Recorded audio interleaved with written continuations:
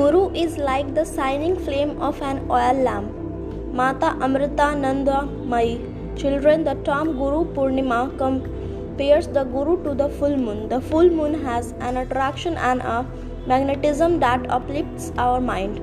Its silvery moonlight gives joy to everyone. A self-realized Guru is also like that.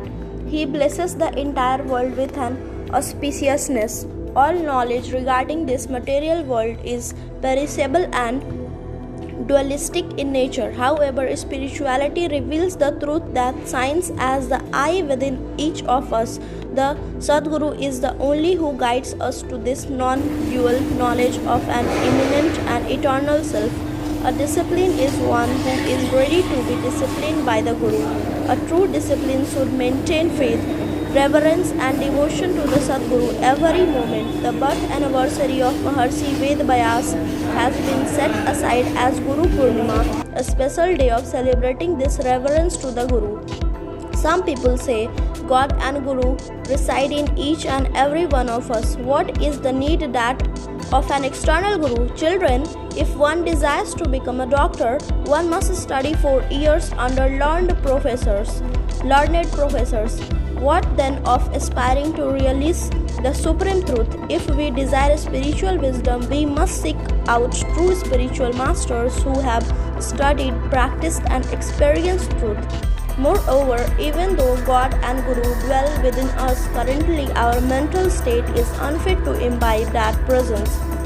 Since we are so extroverted and the inner Guru has yet to awaken, until that happens, a spiritual aspirant needs the guidance of an external Guru.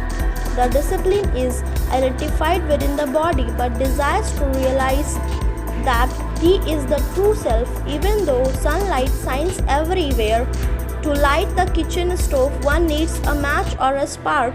Likewise, for the darkness within a disciple to be removed, his internal lamp needs to be lit. The Guru is like the shining flame of an oil lamp that lights the disciple's inner lamp and thus removes his inner darkness of ignorance. There is a mirror within you, that is the Sadguru. At present, your inner mirror is dusty. The Sadguru creates the right circumstances for it to be cleaned. He creates situations around the unwitting disciple to turn his attention within. In our ashram, we have banyan trees, some near the beach and some farther inland. Due to the salty sea air, even after many years, the growth of the ones planted on the seashore has remained stunted. The one inland, however, have grown 10 to 20 times larger during the same period. This same type of difference can be seen between spiritual aspirants who have a Sadguru and those who do not. When the climate is favorable, less effort is required and yet the yield is higher. In the same way, the Guru creates situations favorable for spiritual growth. Human birth and having a Sadguru are the two different fortunes one can ever achieve. If we are blessed with these, we shouldn't waste our life pursuing material pleasure alone. We should also try to attain the highest goal of life, freedom from all bondage. Self-realization is our effort that finally opens up to divine grace. Ved Vyas Jayanti is on July 24. Thank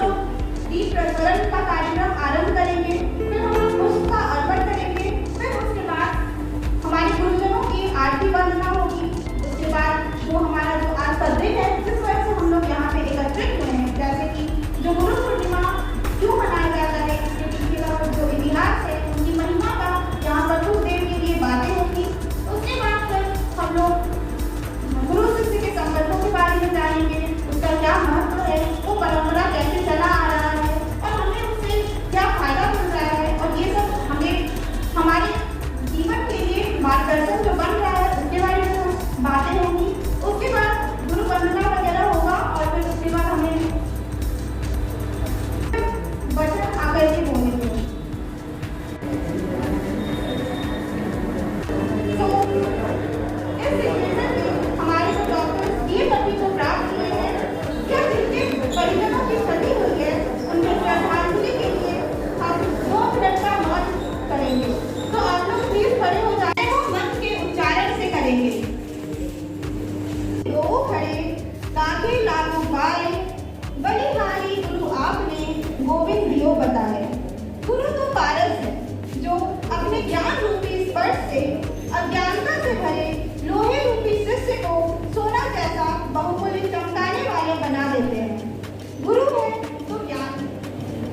अब मैं विनम्रतापूर्वक निवेदन करना चाहूंगी अपने शिक्षकों से कि आप कृपया दीप प्रज्वलन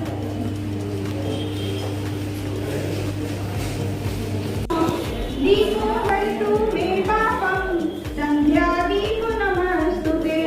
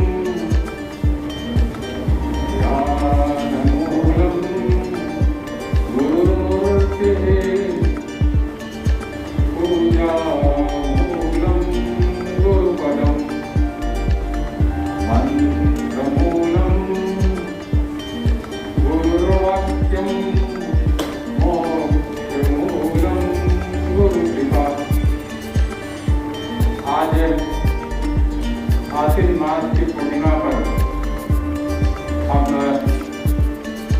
गुरु पूर्णिमा महोत्सव मनाने के लिए एकत्रित हुए हैं और इस अवसर पर उपस्थित गुरुजनों एवं छात्र छात्राओं को मैं शुभकामनाएं और बधाई देता हूँ।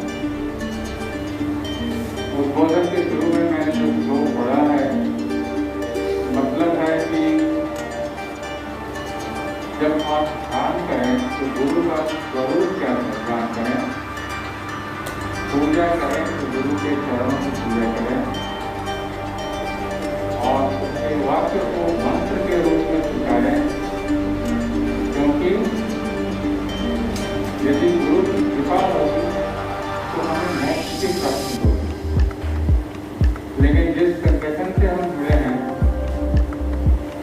आप संगठन के परिचय के क्रम में मैंने आप लोगों को बताया है कि हमें तो मोक्ष की भी कामना नहीं है। जो संगठन का ध्येय मंत्र है, नत्वहं कामये राज्यं स्वर्गं नाथ नरभवम् कामये दुःखसत्तानां प्राणिनां नाशनाशनम्। न हमें राज्य की कामना है, न हमें स्वर्ग की कामना है, हम तो चाहते हैं कि जो प्राणी मात्र जो दुख से पीड़ित हैं दुख दर्द को हम दूर करें। तो गुरु पूर्णिमा के दिन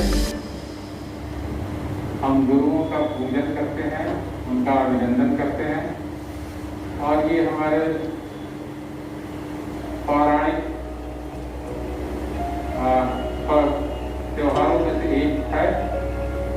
और जैसा कि मैंने बताया कि महर्षि व्यास का जन्मदिन भी आज ही के दिन हुआ था, वैसे व्यास पूर्णिमा भी कहते हैं। तो गुरु जो होता है इसका शाब्दिक अर्थ है गुरु मतलब भाई, गुरुतर। तो गुरु शब्द का भाई चित्त में, ज्ञान में, चरित्र में, संस्कार में। और इस भारत वर्ष का शाब्दिक अर्थ भी होता है भाग मीन्स लाइट और रथ मीन्स लिंग, जो हमेशा प्रकाश की खोज में लगा रहे। प्रकाश क्या है? ज्ञान है। तो ज्ञान की खोज में जो रत रहे उस देश को भारत कहते हैं। और ये गुरु शिष्य की परंपरा, गुरुकुल की परंपरा भारत वर्ष के लिए एक अनूठा चीज है। बाकी किसी भी देश में शायद ही ये गुरु शिष्य परंपरा इतनी सुदृढ़ रही हो। तो इस दिन हम लोग गुरुओं का अभिनंदन करते हैं। और एक चीज मैं बताना चाहता हूँ मेडिकल फ्रेंड्स के लिए, एक्सपीरियंस भी हमारे गुरु होते हैं।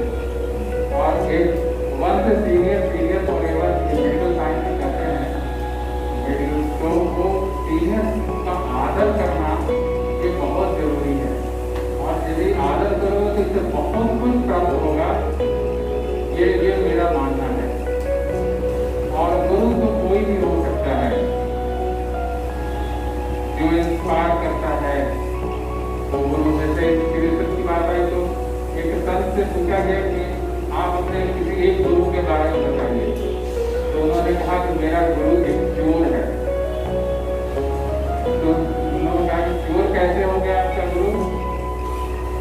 तो उन्होंने बताया कि चोर देखिए अंधेरी रात में किसी चीज का बिना फैल किए हुए अपने लक्ष्य पर लगा है, तो वो हमें इंस्पायर करता है। चोरी मुझे नहीं करनी है, उसका जो काम है वो गलत है, लेकिन जिस तरह से वो लगा हुआ है वो हमें इंस्पायर करता है। तो जो इंस्पायर करे वो हमारा गुरु है, जो हमें इंफॉर्मेशन देता हो। आजकल तो गुरु भी कहते हैं जो तो वो जो कुछ भी हमें ज्ञान दे, हमें सूचना दे, हमें गाइड करे, हमें हमारे ट्रांसफॉर्मेशन में मदद करे, वो हमारा गुरु है। तो गुरुओं का अभिनंदन का फल पर आप सबको शुभकामनाएं।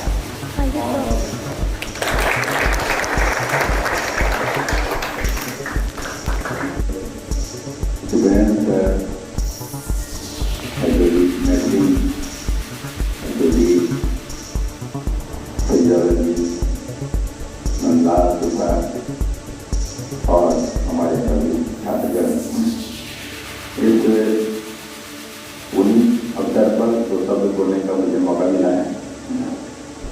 तो पुरानी बातें जो भी हैं सच्चाई में सारी बातों को हृदय में रखना है। मेरे हिसाब से इस नए कंटेक्स्ट में इस गुरु पूर्णिमा को हम लोग इस रूप में मनाएं, इसका क्या महत्व है? ये एक ऐसा अवसर है मेरे हिसाब से जब गुरु और शिष्य दोनों इस बात को की ओर ध्यान दें कि कैसे गुरु को शिष्यों को ज्ञान देना है। Medical knowledge is a very complicated knowledge, all of us know about it, लेकिन हमको इसको इस तरह से सरल बना करके तुम लोग के पास रखना है और इसमें इंटरेस्ट क्रिएट करना है, ये हम लोग का काम है। क्या काम है? तुम लोगों में इंटेलिजेंस है, तुम लोगों में डेडिकेशन है, एनर्जी है, तुम कुछ भी कर सकते हो। तुम एक एडल्ट हो, खुद भी पढ़ सकते हो। आजकल लाइब्रेरी के अलावे गूगल में भी सारे नॉलेज अवेलेबल है। लेकिन क्या तुम एकाएक सागर में छलांग लगा लोगे तो सही डायरेक्शन में चले जाओगे? नहीं, वहां तुम्हें मार्गदर्शन की जरूरत होगी।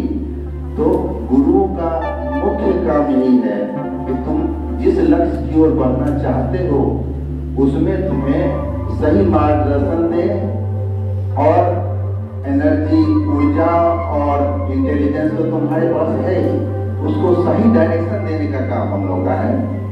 पहली बात। दूसरी बात कि इतनी सारी बातें हैं, इतना सारा इंफॉर्मेशन है, बहुत सारी चीजें तुम लोगों को अट्रैक्ट नहीं करती हैं। तुम लोग को लगता है कि क्या बकवास पढ़ रहे हैं, इतना इंफॉर्मेशन हम क्यों दिमाग में लें, कहाँ पढ़ने आ गए हैं, इतनी सारी बातें याद करनी पड़ रही हैं। तो उस सब्जेक्ट के प्रति तुम्हारे मन में हम इंटरेस्ट अगर क्रिएट पैदा कर सके तो वो हमारी टीचिंग की सफलता होगी, हमारी शिक्षण की सफलता होगी कि तुम्हारा इंटरेस्ट, रुचि हम सब्जेक्ट में क्रिएट कर पाए, चाहे जैसे भी हम करें, मेरा तरीका जो भी हो। और दूसरी बात कि तुमको सही दिशा दिखा पाए ताकि तुम सही लक्ष्य पर पहुंच सको, एक अच्छे डॉक्टर बन के यहाँ से निकलो। तो यही बातें, कुछ बातें हैं जो मैं कहना चाहता हूँ कि गुरु पूर्णिमा के दिवस पर एक मेडिकल छात्र और शिक्षक लोगों का आपस में कैसा इंटरेक्शन होना चाहिए, इस विषय में हम लोग याद करें बार बार और इसको सुदृढ़ करें। यह ऐसा अवसर है और इसी के साथ मैं अपने बातों को विराम। आप लोग को बताना है क्या गुरु शिष्य की परंपरा, समझता हूँ कि बताने की कोई जरूरत नहीं है। आप लोग जब से मेडिकल कॉलेज में ज्वाइन किए हैं, हमें कोई शिकायत नहीं है किसी से। हाँ, जैसा कि सुप्रीम का कहना है, आपका सबसे बड़ा शिक्षक ठीक है, आपको क्लास में पढ़ाते हैं, लेकिन आपसे जस्ट सीनियर सबसे बड़े शिक्षक हो। आज कैसे फर्स्ट ईयर या फर्स्ट 3 मिनट से बात करने के बाद जब फर्स्ट ईयर से शुरू करते हैं, उसके बाद से लेकर फाइनल ईयर सबसे बड़े शिक्षक, सबसे बड़े भाई, सबसे बड़े दोस्त वो आपके जस्ट इसलिए सीनियर का गार्ड कीजिए। और मैं सभी सीनियर को भी एक्सप्रेस करता हूँ, अपने जूनियर को जितनी मदद कीजिएगा, समझिएगा कि ज्ञान बांटने से ही आपका ज्ञान बढ़ेगा, अदरवाइज कोई फायदा नहीं। इसलिए प्लीज अपने जूनियर को भी अपने कलीग की तरह बिहेव करते हुए उसको सही मार्गदर्शन दीजिए। रही बात आप लोगों की मेहनत की, तो प्रतिकूल परिस्थितियों में आप लोगों की पढ़ाई करती है, लेकिन उसके बावजूद जो काम आप लोगों में रहा है, डॉक्टर एक से भी नामांकन के साथ ही पास करने तक वो हमेशा बरकरार रहा है, और इसके लिए मैं आप सभी लोगों को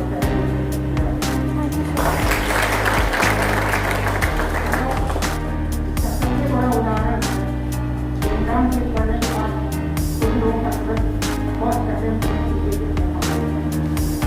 और अच्छा करने में ये बहुत बड़ी बात है।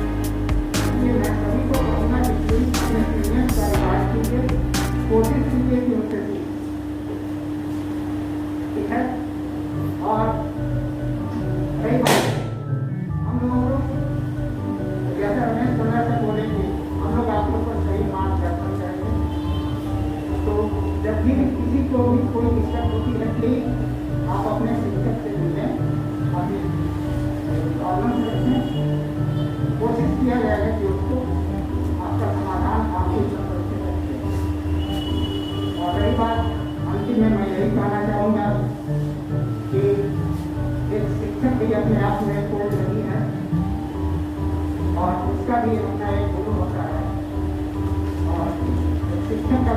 से होता है काम वो उसका स्टूडेंट। इसलिए इस गुरु पूर्णिमा के अवसर पर मैं आपको बताऊँ सभी गुरुजनों को प्रणाम और आप लोगों को शुभकामनाएं, ढेर सारी शुभकामनाएं। आप मन लगा कर पढ़िए, कोशिश कीजिए कि अच्छा आदमी बने और जब अच्छा आदमी बनिएगा तो अच्छे डॉक्टर तो निश्चित रूप से बनिएगा। इसलिए मन लगा कर पढ़िए और स्वस्थ रहिए, दीर्घायु रहिए, बुद्धि अर्जित कीजिए। जितनी बुद्धि अर्जित करेंगे उतना बड़ा आदमी आप बनेंगे। ढेर सारी शुभकामनाएं। Thank you so much.